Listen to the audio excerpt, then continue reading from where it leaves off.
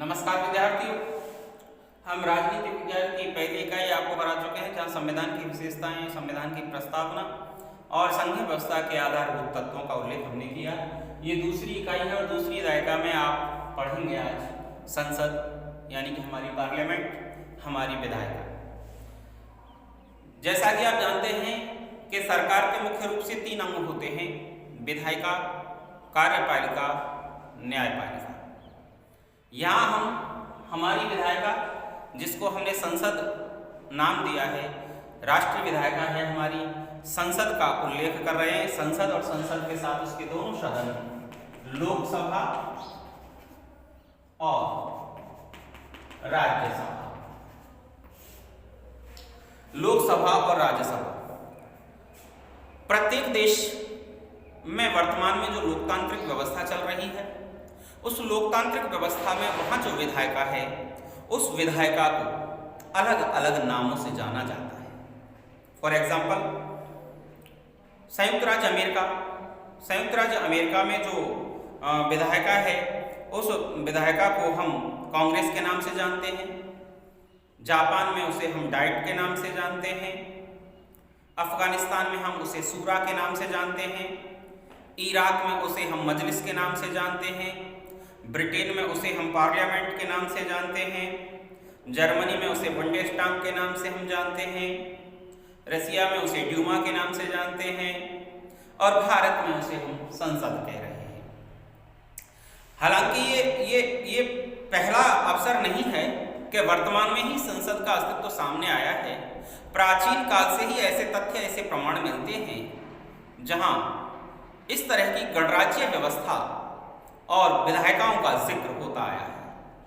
मसलन भारतीय इतिहास को अगर हम खंगालें तो हमें ज्ञात होगा कि ऋग्वेद नाम का जो हमारा जो सबसे प्राचीन जो ग्रंथ है दुनिया का, उस ऋग्वेद में सभा और समिति, ऋग्वेद में सभा और समिति नाम की 2 संस्थाओं का जिक्र आता है।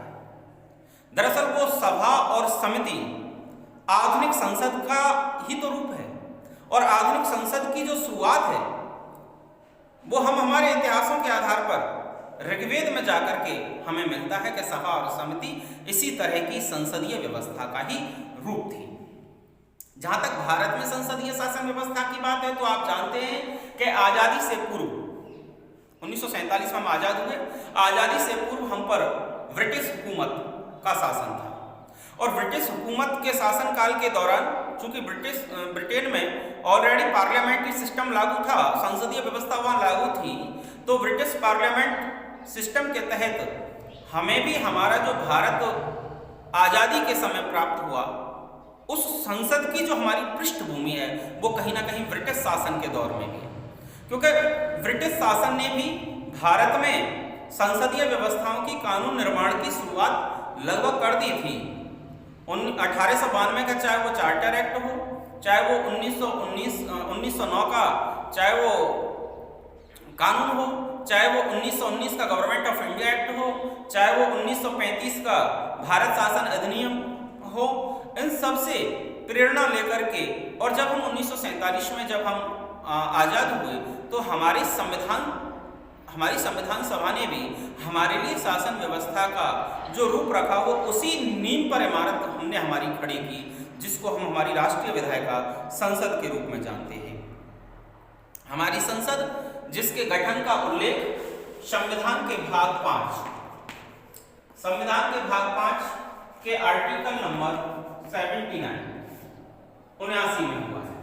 अनुच्छेद 79 में स्पष्ट किया गया है कि राष्ट्रीय विधायिका के तौर पर संसद होगी, और उस संसद का गठन देश के राष्ट्रपति और 2 सदनों से मिलकर होगा। देश के राष्ट्रपति और 2 सदनों से मिलकर होगा। ये 2 सदन कौन से होंगे?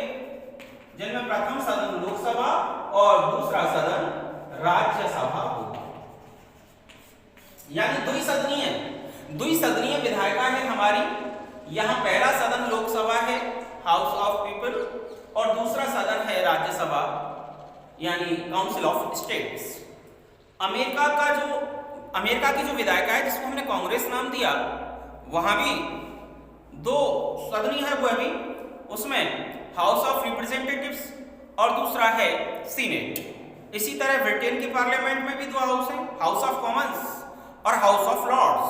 हाउस ऑफ लॉर्ड्स उच्च सदन है, जबकि हाउस ऑफ कॉमन्स निम्न सदन है। इसी तरह अमेरिका की कांग्रेस में भी हाउस ऑफ रिप्रेजेंटेटिव जो है वो निम्न सदन है और सीनेट जो है वो उच्च सदन है। और हमारे यहाँ भी जो दो सदन हैं उसमें लोकसभा निम्न सदन है और राज्यसभा उच्च सदन है।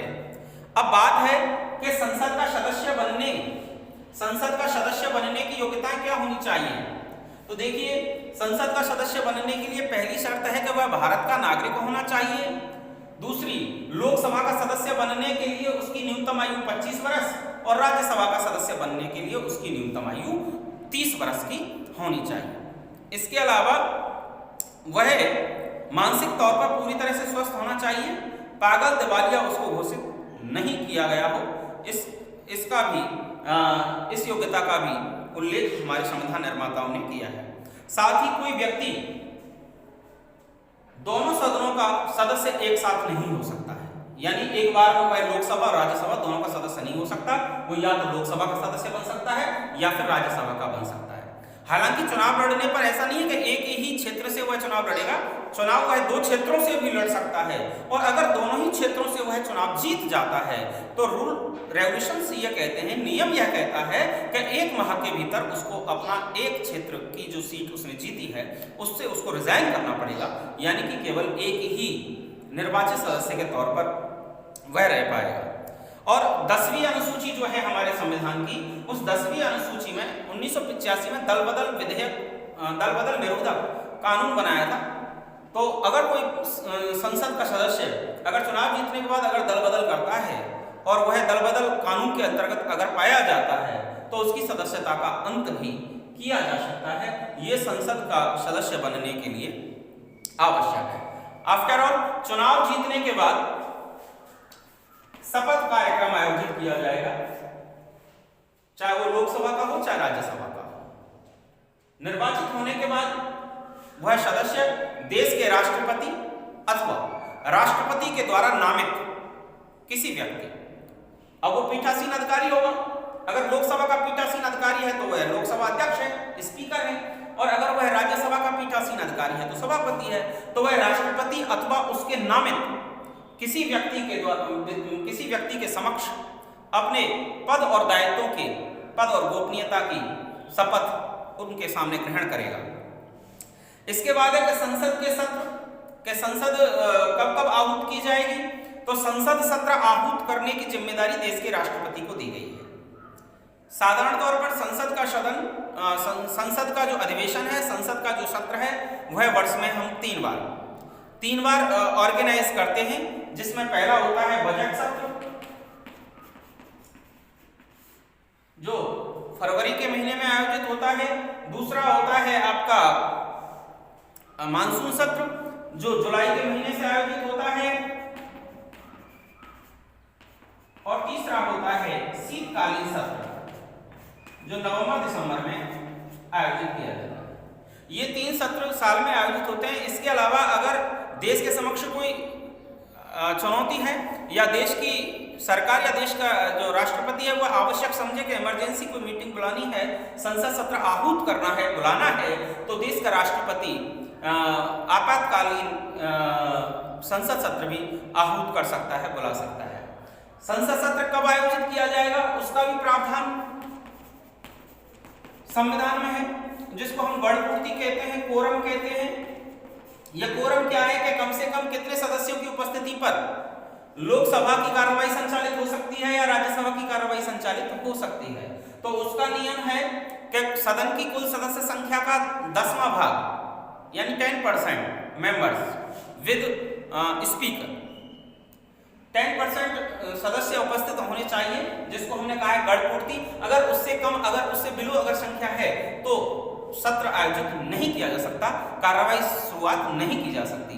इसको हम गणपूर्ति के नाम से जानते हैं। जैसा कि आप जानते हैं कि लोकसभा के सदस्य न्यूनतम सदस्यों की संख्या यह 55 है और राज्यसभा में यह 25 है, क्योंकि लोकसभा में सदस्यों की संख्या 545 है और राज्यसभा में यह संख्या 245 है। तो 25 सदस्यों की उपस्थिति मिनिमम तौर पर चाहिएगी जिसको गण पूर्ति के लिए, और लोकसभा में 55 सदस्य गण पूर्ति के लिए आवश्यक तौर पर जाएंगे।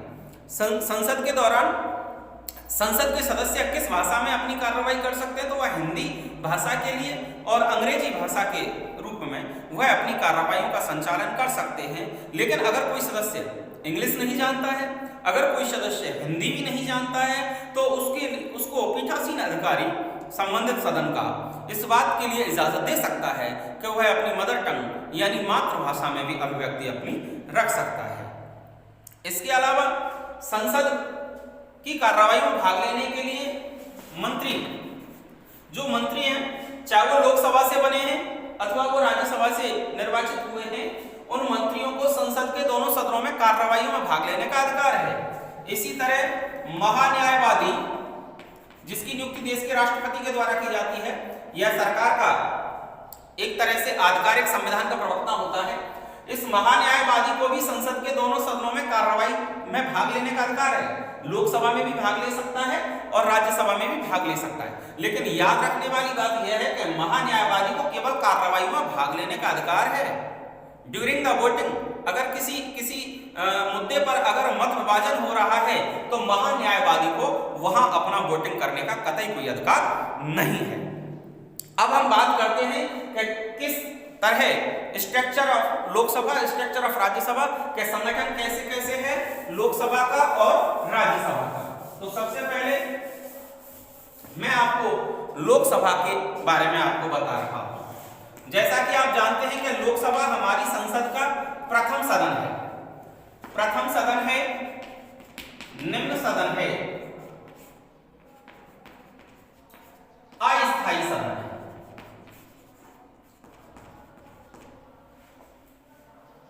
वर्तमान लोकसभा में कुल सदस्यों की संख्या 545 है। ये कुल सदस्य हैं 545। इनमें से निर्वाचित सदस्यों की संख्या 543, ये निर्वाचित सदस्य हैं और 2 सदस्य मनोनीत होंगे देश के राष्ट्रपति के द्वारा, आंग्लो भारतीय समुदाय के।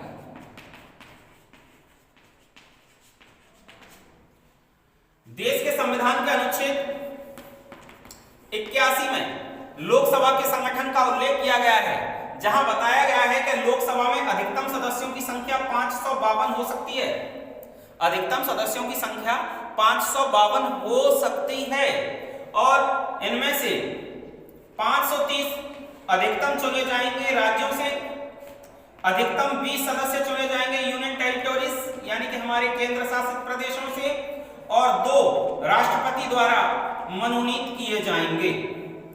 अकॉर्डिंग टू आर्टिकल 81 लोकसभा का जो स्ट्रक्चर है उसमें है कि अधिकतम सदस्यों की संख्या लोकसभा में 552 हो सकती है, जिनमें से अधिकतम 530 राज्यों से चुने जा सकते हैं और 20 सदस्य केंद्र शासित प्रदेशों से चुने जा सकते हैं और 2 राष्ट्रपति के द्वारा मनोनीत होंगे। वर्तमान में लोकसभा में कुल सदस्य 545 हैं, जिनमें से निर्वाचित हैं 543। ये निर्वाचित 543 कैसे हैं? राज्यों से चुने जाते हैं 530। देश के जो विभिन्न राज्य हैं उनमें से 530 सदस्य चुने जाते हैं और केंद्र शासित प्रदेशों से चुने जाते हैं 13। तो इस तरह यह संख्या है 543। लेकिन अभी हाल ही में देश की संसद के द्वारा प्रशासनिक तौर पर वर्गीकरण में जो थोड़ा सा अंतर आया है, जैसा कि आप जानते हैं जम्मू कश्मीर एक राज्य भारत का होता था, लेकिन 370 अनुच्छेद 370 और आर्टिकल 35A को जब देश की पार्लियामेंट ने समाप्त कर दिया तो उसके बाद केंद्र शासित प्रदेशों की संख्या जो 7 हुआ करती थी वो बढ़कर 9 हुई, लेकिन दादरा नागर हवेली और दमन व दीव को एकीकरण करके वापस वह केंद्र शासित प्रदेशों की संख्या 8 हुई है। पिछले वीडियो में मैंने आपको बता दिया है। अगर उसके अकॉर्डिंग हम देखें तो जम्मू कश्मीर आज देश का केंद्र शासित प्रदेश है, जहां से लोकसभा सदस्यों की संख्या 6 लोकसभा के सदस्य चुने जाते हैं, यानी कि वर्तमान यूनिट टेरिटोरीज के आधार पर अगर हम बात करें तो 19 हमारे केंद्र शासित प्रदेशों से चुने जा रहे हैं और 524 हमारे स्टेट से चुने जा रहे हैं। ये आज की बात है। 2 सदस्य देश का राष्ट्रपति आंग्ल भारतीय समुदाय के तब मनोनीत कर सकता है जब उनको लोकसभा में उचित प्रतिनिधित्व अगर नहीं मिला हो।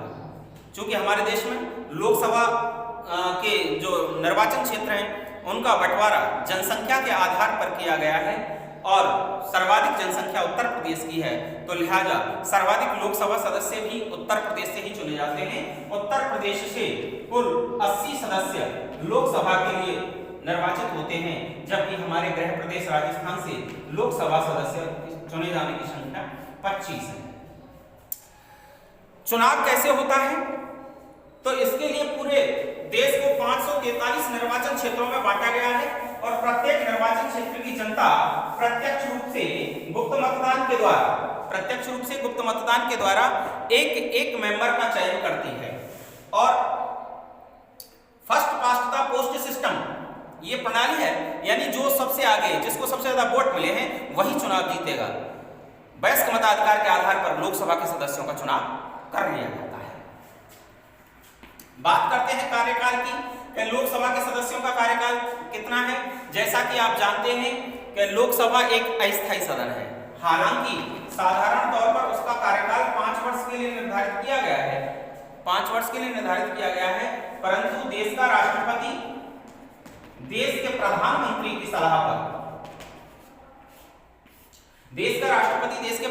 की सलाह पर समय पूर्व भी लोकसभा को भंग कर सकता है और इसीलिए लोकसभा को अस्थायी सदन कहा जाता है। साधारणतः कार्यकाल 5 वर्ष का है, लेकिन देश के राष्ट्रपति को आर्टिकल 85 में यह अधिकार दिया गया है कि वह प्रधानमंत्री की सलाह पर समय पूर्व भी लोकसभा को भंग कर सकता है। अब तक के भारत के संसदीय इतिहास में 9 बार ऐसा हुआ है। कार्यकाल के बाद हम बात करते हैं कि लोकसभा सदस्य बनने की योग्यताएं क्या है। मैंने शुरुआत में ही आपको चर्चा कर दी थी कि भारत का नागरिक होना चाहिए, न्यूनतम आयु 25 वर्ष होनी चाहिए, विधि के अकॉर्डिंग उसको पागल दिवालिया घोषित नहीं किया जाना चाहिए, संसद के 2 सदनों का सदस्य नहीं होना चाहिए, कानून की सभी योग्यताओं को पूरा करने वाला होना चाहिए। इसके बाद है कि जो पदाधिकारी होंगे वो कौन कौन होंगे लोकसभा के। तो लोकसभा के 2 पदाधिकारी होंगे, एक होगा लोकसभा का अध्यक्ष और दूसरा होगा लोकसभा का उपाध्यक्ष। लोकसभा अध्यक्ष और लोकसभा उपाध्यक्ष, स्पीकर और डिप्टी स्पीकर, ये 2 पीठासीन अधिकारी होंगे, पदाधिकारी होंगे लोकसभा में। लोकसभा अध्यक्ष और उपाध्यक्ष का निर्वाचन निर्वाचित लोकसभा के सदस्य अपने आप में से करेंगे। लोकसभा अध्यक्ष के कार्य क्या होंगे? अनुच्छेद 93 में लोकसभा अध्यक्ष कार्यों के बारे में बताया गया है। लोकसभा अध्यक्ष कार्य है संसद की कार्यवाही का संचालन करना, उसकी बैठकों की अध्यक्षता करना, सदस्यों को बोलने की अनुमति देना, विभिन्न मुद्दों पर लोकसभा में बहस कराना, बहस के बाद उन पर वोटिंग कराना। अगर वोटिंग के दौरान पक्ष और विपक्ष दोनों का निर्णय अगर टाई हो गया हो तो ऐसी सिचुएशन में अपना निर्णायक वोट देना। कोई विधेयक धन विधेयक है या नहीं उसके फैसला करना। और जब संसद का जॉइंट पार्लियामेंट्री सेशन चल रहा हो, संसद का अगर संयुक्त अधिवेशन चल रहा हो तो उसकी अध्यक्षता करना, ये लोकसभा अध्यक्ष का काम है। उपाध्यक्ष का काम क्या है कि लोकसभा अध्यक्ष की अनुपस्थिति में समस्त कार्य लोकसभा उपाध्यक्ष द्वारा संपादित किए जाएंगे। लोकसभा अध्यक्ष अपना अगर रिजाइन करना चाहता है तो उपाध्यक्ष के लिए करेगा, और उपाध्यक्ष अपना अगर रिजाइन करना चाहता है तो वो अध्यक्ष के लिए करेगा। इसके अलावा क्या लोकसभा अध्यक्ष और उपाध्यक्ष को पद से हटा सकती है? बिल्कुल हटा सकती है, और इसका प्रोविजन यह है कि 14 दिन पूर्व लिखित सूचना देकर के लोकसभा अगर अपने अध्यक्ष और उपाध्यक्ष को हटाने के आशय प्रस्ताव अगर पारित कर दे, याद रखें 14 दिन पूर्व सूचना देनी होगी। अगर हटाने का प्रस्ताव अगर पारित कर देती है तो लोकसभा अध्यक्ष अथवा उपाध्यक्ष जिसके खिलाफ भी अगर वो अविश्वास लाए हैं, वो हटाना चाहते हैं, उसको अपना पद छोड़ना होगा। तो ये लोकसभा का स्ट्रक्चर था। अब मैं बात करता हूं आपसे राज्यसभा की। राज्यसभा हमारा द्वितीय सदन है। यह राज्यों का प्रतिनिधित्व करता है। लोकसभा देश की जनता का प्रतिनिधित्व करती है, राज्यसभा राज्य इकाइयों का प्रतिनिधित्व करता है। राज्यसभा द्वितीय सदन है, स्थायी सदन है, उच्च सदन है। राज्यसभा में सदस्य संख्या कितनी होगी? राज्यसभा के गठन का उल्लेख अनुच्छेद 80 में है। अकॉर्डिंग टू आर्टिकल 80 में इस बात का उल्लेख किया गया है कि राज्यसभा में अधिकतम सदस्यों की संख्या 250 होगी। राज्यसभा में अधिकतम सदस्यों की संख्या 250 होगी, जिनमें से 238 राज्यों से चुने जाएंगे और 12 देश के राष्ट्रपति द्वारा मनोनीत किए जाएंगे। मनोनीत किन्हें किया जाएगा? जिन्होंने साहित्य में, अभिनय में, खेलकूद में, कला में, विज्ञान में, वाणिज्य में उल्लेखनीय ख्याति प्राप्त की हो, ऐसे 12 सदस्यों को देश का राष्ट्रपति राज्यसभा के मेंबर के तौर पर मनोनीत कर सकता है, अपॉइंट कर सकता है। तो अधिकतम सदस्यों की संख्या 250 होगी, राज्यों से चुने जाएंगे, राज्य इकाइयों से 238 और 12 मनोनीत किए जाएंगे। वर्तमान अगर राज्यसभा की हम बात करें तो वर्तमान राज्यसभा में कुल सदस्यों की संख्या है वो 245 है। 245 है, जिनमें से इलेक्टेड मेंबर्स की संख्या, राज्य इकाइयों से निर्वाचित सदस्यों की संख्या 233 है और मनोनीत सदस्यों की संख्या 12 है। ये 233 सदस्य जो निर्वाचित हो रहे हैं विभिन्न राज्य इकाइयों से, इनमें से देश के राज्यों से 229 सदस्य और केंद्र शासित प्रदेश जो दिल्ली और पांडिचेरी से 4 सदस्य चुने जाते हैं। इसमें दिल्ली से 3 और पांडिचेरी से 1 चुना जाता है। तो ये निर्वाचित सदस्यों की संख्या है 233 और मनोनीत सदस्यों की संख्या है 12। कार्यकाल क्या होगा राज्यसभा का? तो राज्यसभा के कार्यकाल का उल्लेख संविधान में नहीं किया गया है। उसके लिए हमारे देश में 1951 में जनप्रतिनिधि कानून बना था। जनप्रतिनिधि कानून 1951 के अकॉर्डिंग राज्यसभा के सदस्यों का कार्यकाल 6 वर्ष का निर्धारित किया गया है। यानी 6 वर्ष एक सदस्य का कार्यकाल होगा। यह अस्थायी सदन है, कभी भंग नहीं होता है। राज्यसभा का कार्यकाल इस दृष्टि से अगर देखा जाए तो अनंत है, लेकिन राज्यसभा के सदस्यों का कार्यकाल 6 वर्ष है। प्रत्येक 2 वर्ष के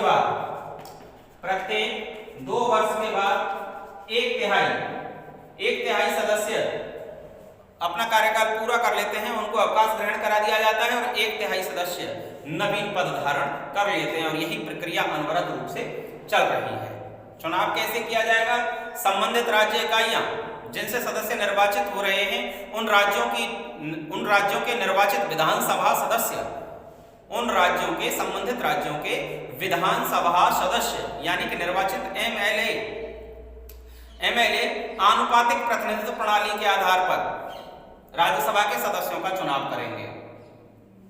राज्यसभा के जो पदाधिकारी कौन होंगे?